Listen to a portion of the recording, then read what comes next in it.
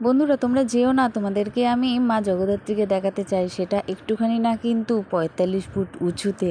তো এবারে আমি ঢোকার মুখ থেকেই আমি তোমাদের দেখিয়ে দিলাম, লাইটগুলোও দেখিয়ে নিলাম। ভেতরে গিয়ে দেখি কত মেলা বসেছে। আমি জানি এই মেলাটা শুধু ওই ডিসেম্বরের যে মেলাটা হয় সেই মেলাটা, মানে পিঠেপুলির মেলাটাই হয়, সেইটাই ভেবেছিলাম। কিন্তু না, দেখি এসে মা জগদ্ধাত্রীর পুজোর সময়তেও এত বড় মেলাটাই বসেছে।